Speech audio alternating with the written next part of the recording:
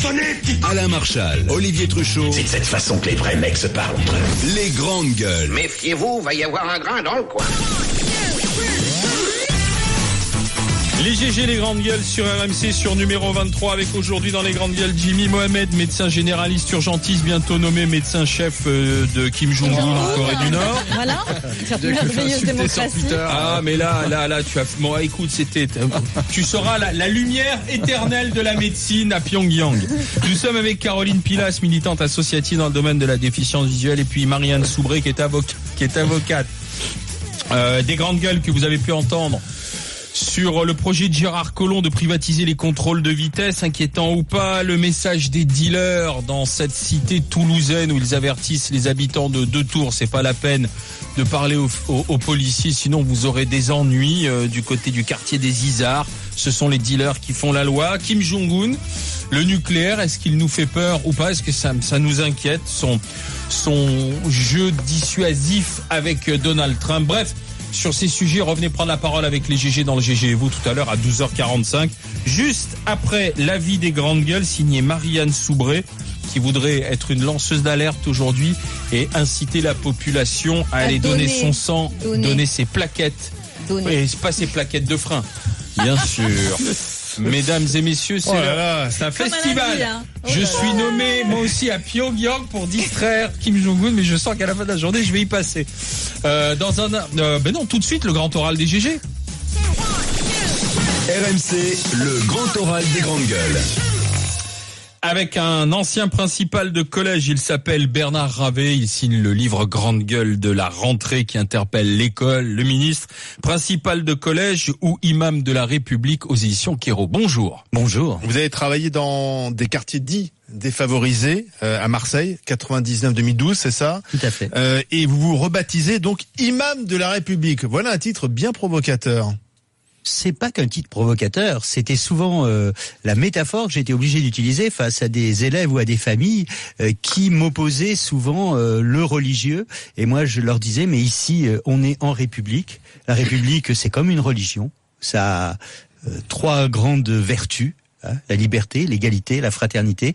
Et moi, j'étais modestement celui qui défendait la République comme l'imam défend sa religion. Expliquez-nous comment, avec des exemples concrets, comment l'islamisme veut forcer les portes de l'école. Alors, je crois que à ce point de la discussion, il faut déjà se poser à deux niveaux. Il y a une montée de la croyance religieuse chez les élèves, qui est quelque chose qui a réapparu depuis les années 2000, et puis au sein d'une société dans des quartiers très ghettoisés où le religieux est de plus en plus important, des tentatives de mosquées radicalisées. Et par exemple, pour moi, il y a radicalisation quand des élèves sont comme argument et entre les mains un petit livre qui dit la religion de Dieu, la religion et surtout respecter la loi de Dieu est plus importante que respecter la loi des hommes. Et moi, en tant que pauvre principal de collège, avec mon règlement intérieur qui s'appuie sur les lois, sur la loi de 2004 pour ce qui est les signes extérieurs. Et comment on a manifesté cela? Comment au sein du collège comment on découvre le petit livre? Oui. Comment on découvre le petit livre? Tout simplement une prof complètement, une jeune prof, toute pleine de bonne volonté, qui arrive un jour atterrir dans mon bureau en disant, un élève m'a dit que de toute façon, s'il respectait la loi des hommes, il était mécréant, donc il fallait qu'il respecte la loi de Dieu. Et la prof lui demande, mais pourquoi tu me dis ça? Et le gamin lui répond, et c'était un bon élève, c'était pas un gamin marginalisé, c'était un gentil. Il lui dit, parce que c'est dans le petit livre qu'on m'a donné à la mosquée. Et à partir de là, on remonte tout le fil et on découvre plein de choses. Alors ça va jusqu'à cet élève juif qu'on ne pouvait pas garder? Oui, le cas de conscience. Le cas de conscience, on est dans un quartier, on est juste avant la deuxième guerre du Golfe. Un de vos confrères, Édouard Zambo, pour RFI, vient travailler dans le collège. Je découvre, en écoutant l'émission d'Édouard Zambo, puisque le parti pris, c'était de lui donner la liberté de rencontrer des élèves, de discuter avec eux. Il fait son émission, il fait son job, et j'écoute l'émission, comme tout le monde. Et là, à la question, y a-t-il des enfants juifs dans le collège? Ce que j'ignore, et ce que je n'ai pas à savoir. Édouard Zambo, les élèves lui répondent, de toute façon, s'il y en a, ils se cachent. Et là, j'ai un grand frisson dans le dos. Et quelques semaines après, une maman, on était dans un des collèges, je veux dire, la France a une particularité, c'est qu'un élève qui arrive de l'étranger a droit d'avoir pendant 1 an, voire plus, si besoin, une formation spéciale au français. Donc on était dans un de ces collèges qui accueillait de ce qu'on appelle des FLE, français langue étrangère. Et une maman arrive en me disant, j'arrive d'Israël, mon fils a été scolarisé en hébreu. Et là, je me dis, mais ce minot, quand les copains vont lui demander, mais d'où tu viens toi, je pense que là, il fallait pas. J'ai été au courant, je savais ce que Zambo avait entendu des élèves. Donc là, et vous savez, c'est un crève-cœur. Moi, je suis plutôt, et je l'assume, un laïcard. Et je me dis, je prends mon téléphone et j'appelle un collège israélite de Marseille pour qu'il soit scolarisé. Entre autres, ce qui était aussi intéressant, c'était que si j'avais pas fait ça, je pense que le gamin aurait d'abord souffert un certain nombre de jours. À un moment, il aurait craqué. Et ce que j'ai fait, la maman aurait été obligée de le faire quelques semaines suivantes. Mais c'est quand même dingue, parce que là, c'est un exemple de... C'est renoncer, en fait. C'est un exemple de renoncement et de communautarisme flagrant. Alors, est-ce que c'est du renoncement ? Est-ce que c'est du renoncement ? Oui. Si vous voulez, c'est renoncer si je limite mon boulot à être le fonctionnaire qui voit l'institution avant tout. Pour moi, c'est pas renoncer si mon boulot, je le mets comme celui qui doit faire en sorte que tous les élèves réussissent. Oui, mais là, vous donnez raison finalement à ceux qui veulent en découdre avec ce gamin. Vous donnez raison à ceux qui disent la loi de la religion est plus importante que la loi de la République. Non, je donne raison à ceux qui disent qu'aujourd'hui, il n'y a pas de mixité sociale. Il faut quand même attendre très longtemps avant qu'un Premier ministre ose parler de ce problème, de cette ghettoisation. Je crois que notre société est en train d'évoluer sur ce problème. C'est Valls qui en a parlé. C'est Valls qui en a parlé. On lui a reproché. Ah, pas du tout. À certains lui ont reproché. À certains, mais certainement pas moi. Les mêmes qui d'ailleurs vous en veulent avec ce livre. J'ai lu, parce que ça fait un petit moment que ce livre circule, en tout cas il y a eu une grosse couverture médiatique, et il y a le syndicat des proviseurs, le premier syndicat des chefs d'établissement qui est ultra majoritaire dans cette profession, qui dénonce votre approche globalisante et contre-productive, qui pourrait laisser à penser qu'il dit tout haut ce que la majorité d'entre nous ne pourrait exprimer. Or ce n'est pas le cas. Alors, vous savez, c'est quand j'ai lu ça dans la presse, j'étais encore en fonction il y a 2 ans et j'étais syndiqué à ce syndicat. Donc, vous savez, il y a une vieille chanson kabyle qui dit « On n'est jamais mieux trahi que par les siens ». C'est un peu ce que j'ai ressenti en lisant ça. Je crois que cette réaction, j'ai pas envie de polémiquer, mais ça m'a fait mal. Ça m'a fait mal parce qu'elle était construite sur des gens qui n'ont pas lu le livre. Dans le livre, il y a tout un chapitre qui montre comment 3 chefs d'établissement du centre-ville essayent de monter des stratégies pour éviter que les gamins soient violents entre eux. Alors, bon... est-ce que c'est pas symbolique de l'école, de l'institution qui ne veut pas voir le problème ? Je pense que c'est tout à fait symbolique de ce que dénonce un philosophe de l'éducation qui est François Dubé, qui parle de l'hypocrisie scolaire. Et oui, je pense que en me reniant, quelque part, on nie la réalité. Alors concrètement, si on rentre dans les exemples, ça veut dire quoi ? Ça veut dire que cette loi de Dieu empêche qu'en sciences, en SVT, sciences et vie de la Terre, on parle en fait d'autre chose que de la création divine pour un homme. Est-ce que ça veut dire aussi que les filles ne font pas de sport ? Comment ça se passe à la cantine ? Et qu'est-ce qui se passe aussi pendant le Ramadan, par exemple ? Est-ce que vous pouvez nous expliquer un peu ce qui se passait chez vous ? Alors, je pense qu'on est bien clair. Hein. Moi, je fais une différence entre le fait que de plus en plus d'élèves deviennent croyants. Et oui, ça, je le respecte tout à fait. Hein. Mais ils n'ont pas à l'amener dans l'enceinte du collège. La grosse difficulté, c'est que nous sommes dans une conception née de 1905, qui est que la religion est de la sphère du privé. Et c'est pas évident. Et ça, je pense qu'on a notre mea culpa en tant que système de l'éducation nationale. Je veux dire, jusque dans les années 2000, on n'avait plus d'opposition du religieux. Les familles très religieuses, catholiques ou mettaient leurs enfants dans des écoles privées religieuses, et les profs n'avaient plus à se confronter à cette situation. Et puis petit à petit, parce qu'on est dans des quartiers où il y a une réislamisation, mais le mot islam pris au sens global, pas seulement islamisme. À partir de ce moment-là, on a des élèves qui, mais de leur bonne foi, ont des références religieuses et nous devons en faire mais c'est une référence religieuse plutôt radicale. Voilà, ça veut dire qui se tourne vers la radicalité de leur religion. Ça veut dire que les filles ne vont pas à la piscine. Ça veut dire non mais moi concrètement, alors, concrètement, je suis obligé, par exemple, à un certain moment, de déclarer que les élèves qui font le Ramadan à un moment, on accueillait les élèves dans des salles de permanence.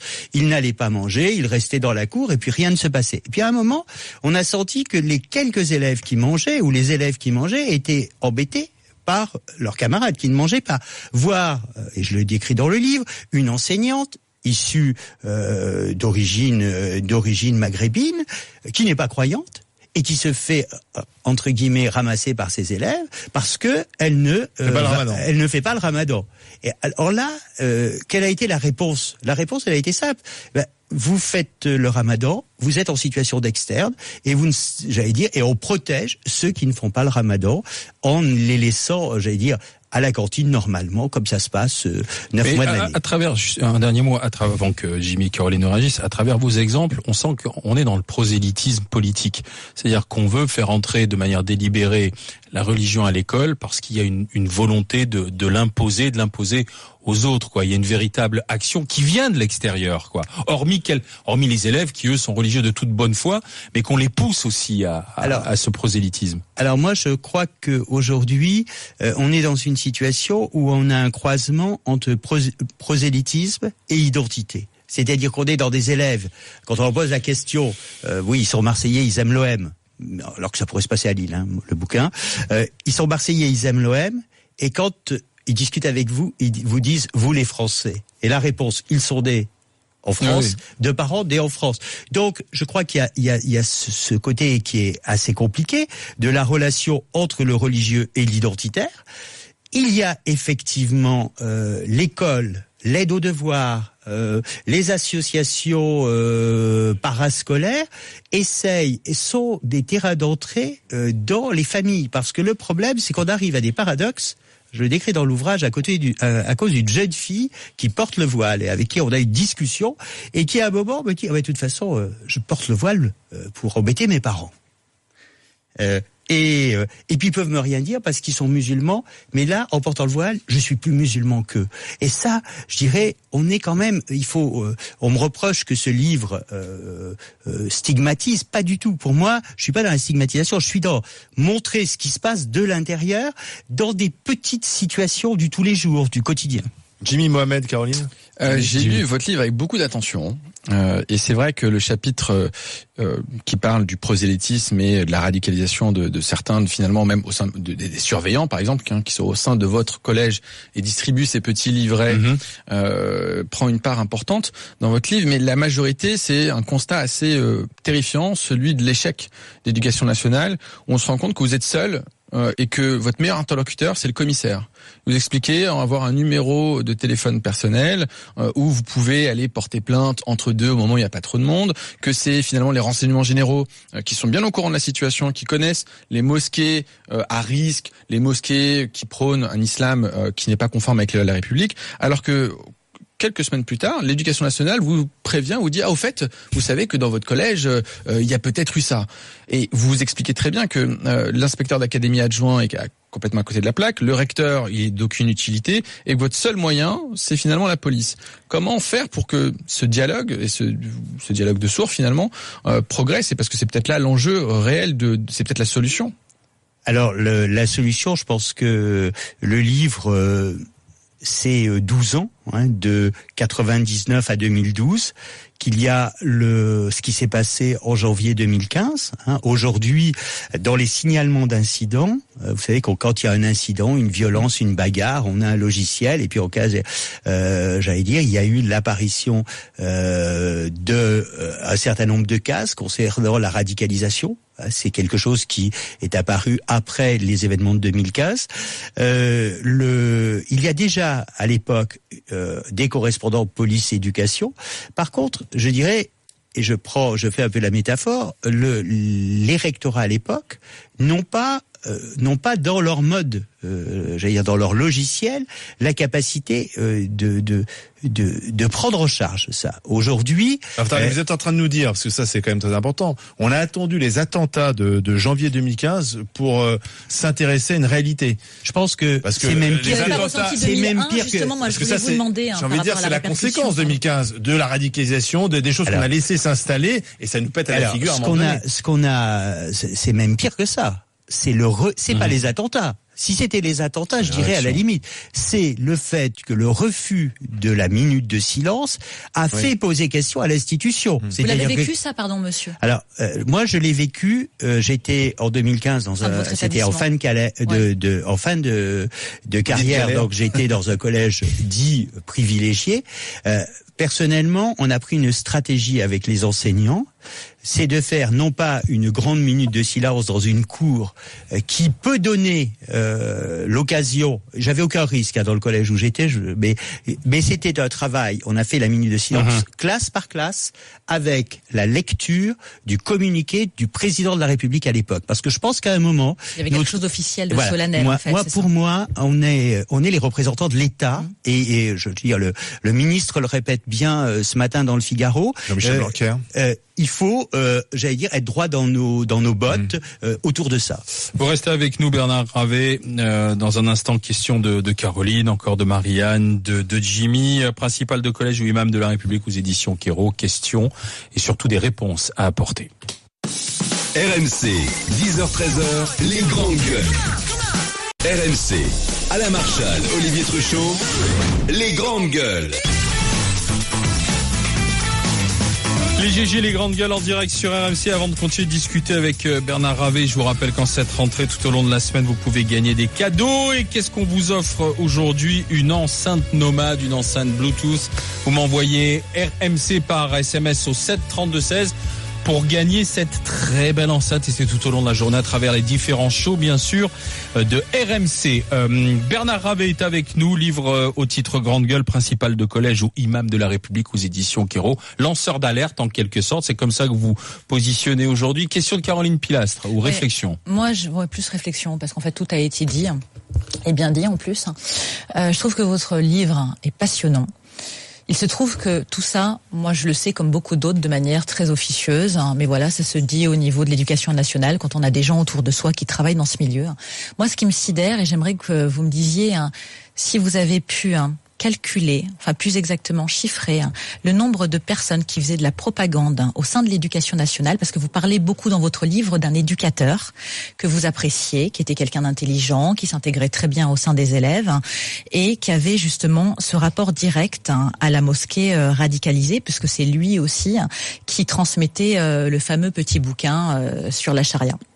Est-ce qu'à part lui, vous avez constaté qu'il y avait d'autres personnes au niveau strate de l'établissement? Parce que l'entrisme se fait également par le biais d'éducateurs, d'enseignants. Voilà. Alors, par le biais d'enseignants, j'ose espérer que non, parce que là, franchement, on pourrait vraiment se poser la question au sein du ministère, que le milieu associatif, le milieu de l'aide aux devoirs, le milieu du soutien aux familles, du soutien social, oui, je dirais, c'est pas, on découvre pas les choses.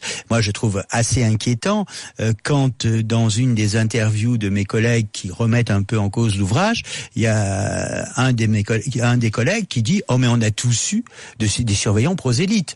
Alors et qu'est-ce qui se passe? Vous remontiez l'information? Mais on remonte l'information, mais après. Et en plus, vous racontez bien que justement ce surveillant, on vous le signalez, vous dites mais attendez, il a 6 ans de contrat. Voilà. Et il est fait fiché S, c'est ça ou pas? Il en a 2 et il part soi-disant à Malte et finalement peut-être au Pakistan, c'est pas bien, et il revient et on dit oui, on lui doit encore 2 ans de contrat. Comment est-ce qu'on en arrive encore à cette situation? Comment on en arrive là? Parce que quelque part, l'institution est, j'allais dire, corsetée par le fait que, on est dans un pays de liberté et que il aurait fallu Dixit à le rectorat au premier appel téléphonique, prenez-le la main dans le sac. Imaginez-vous, là on est sur un plateau de radio où il y a des caméras de télé partout, dans un collège, on n'est pas dans un endroit, prendre la main dans le sac, c'est quasiment impossible. Vous l'avez entendu ou pas? Justement, faire ce prosélytisme auprès de certains gamins? Jamais. Jamais. Non, mais de toute façon, le problème, c'est que on a quand même on avait en face de gens un jeune homme qui faisait des études supérieures. Oui. Donc on est dans des choses beaucoup plus assigneuses. Le bon élève qui en 5e dit à la prof c'est normal de couper la main à un voleur, aurait pas dit ça, j'aurais peut-être jamais su, et j'aurais peut-être recruté des copains à ce surveillant parce que comme je le trouvais bien et efficace. Alors justement, si on donne plus de pouvoir au principal de collège ou au proviseur du lycée, est-ce que ça va peut-être leur permettre de leur donner plus d'armes pour lutter contre cela? Parce que ce que vous nous racontez, c'est qu'il faut chaque fois refaire remonter à la hiérarchie donne de mauvaises réponses. Alors moi je pense que quelque part il faut que les gens soient clairs. Aujourd'hui, à l'époque, vous m'avez posé la question du fichier S. La notion de fichier S n'existait pas en ces termes-là. On est sous le règne des renseignements généraux.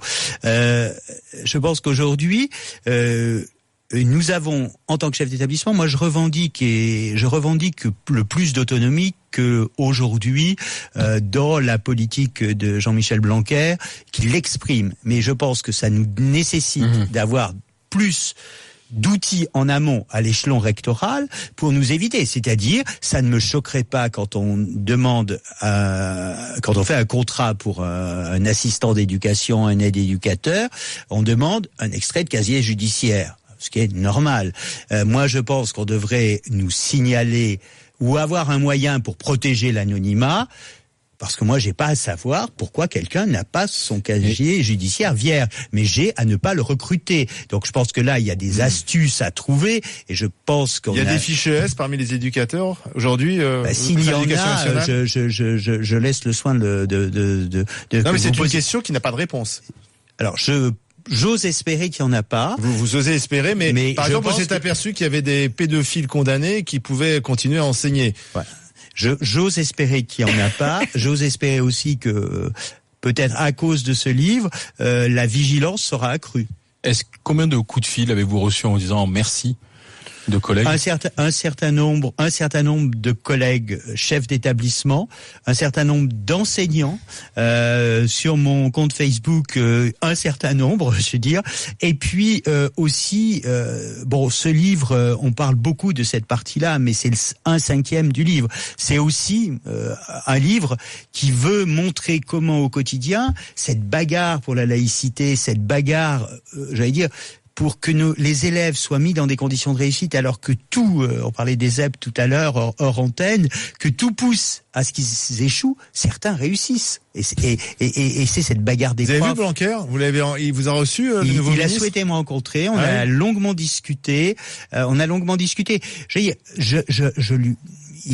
il était recteur dans le 93, il était recteur en Guyane, donc il l'a vécu. C'est l'intérêt d'avoir pris quelqu'un de la maison. Oui. Ce qui est intéressant, c'est que sa réponse, c'est quoi? C'est celle du Figaro de ce matin, c'est dire on doit être droit dans nos bottes, on doit affirmer les valeurs de la République et on ne doit rien lâcher. Mais ça, c'est des paroles de politique. Non, je reprends l'exemple de votre petit enfant juif que vous êtes obligé de protéger, donc de sortir de l'établissement et de l'inscrire dans une école juive.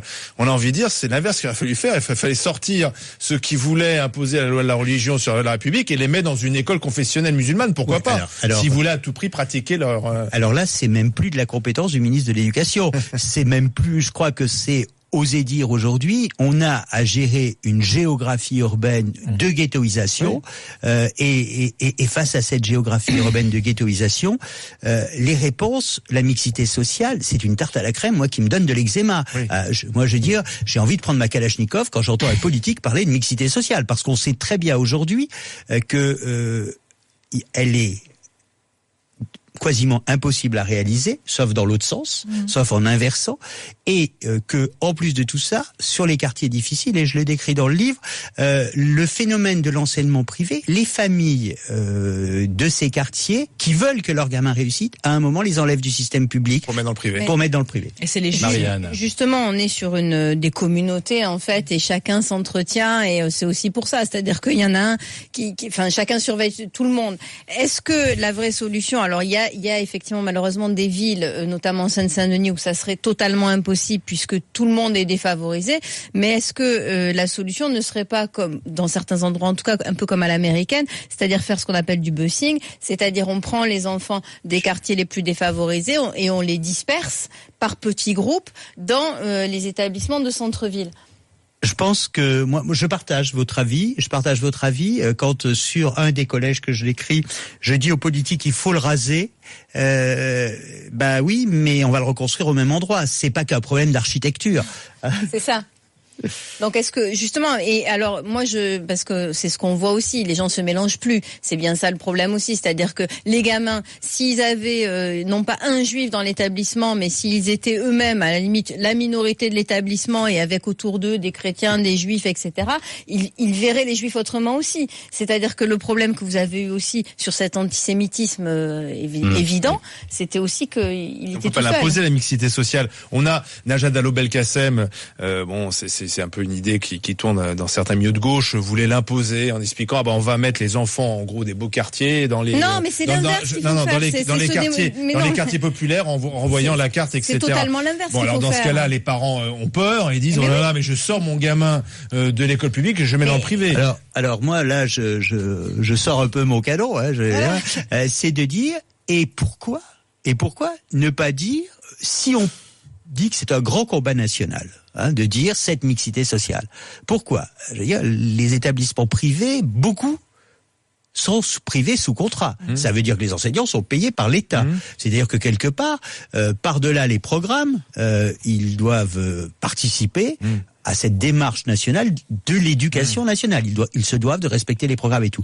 Pourquoi ne pas imposer quand on sait qu'on a des élèves. Alors je ne parle pas en termes d'ethnie, qu'on soit bien clair, et d'origine. Je le parle en termes de difficultés scolaires. Pourquoi dire à un moment mettre 80% d'enfants en difficulté scolaire, 50% d'enfants en difficulté scolaire dans un secteur et que certains établissements privés se retrouvent avec de l'argent de l'État à gérer des enfants privilégiés où il y a. Mais là vous remettez en cause parce que il y a une démarche volontaire d'aller dans le privé. Vous savez, il y a des enfants en difficulté qui sont dans le privé. C'est pas que des enfants qui réussissent. D'accord avec vous. Mais pourquoi les parents font ce choix ? Parce que déjà, ce sont des parents qui s'intéressent à leurs enfants, c'est peut-être pas toujours le cas dans le public, et qui veulent que cet enfant en difficulté s'en sorte. Et ils pensent que dans le privé, ils auront une meilleure réponse.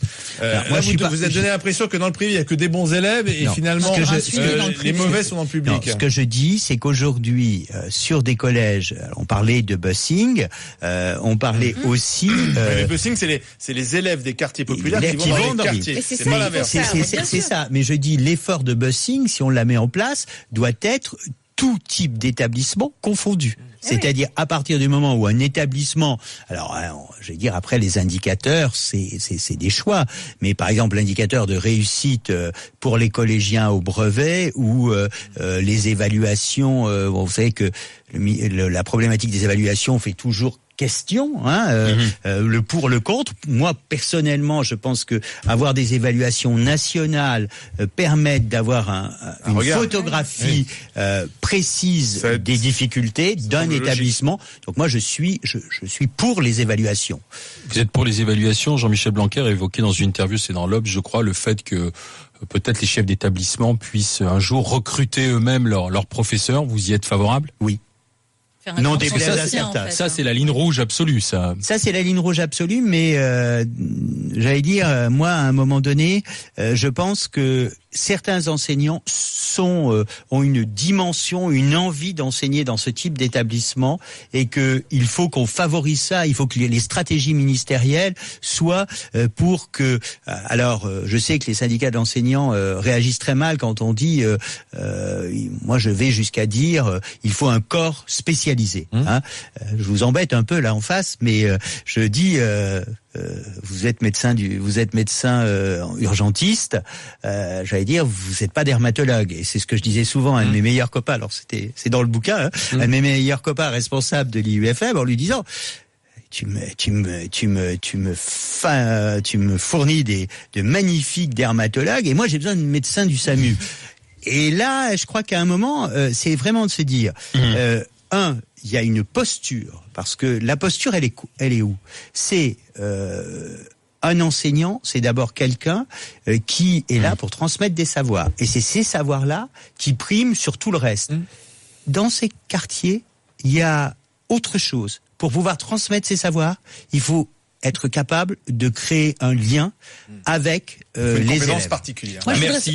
Merci d'avoir été avec nous, Bernard Ravet, principal de Collège Imam de la République. C'est à lire, c'est aux éditions Kéro. Merci d'avoir passé le grand oral des GG, Bernard Ravet. Avant le GG et vous, on a l'avis des GG, c'est tout de suite et c'est signé Marianne Soubré. RMC, les grandes gueules.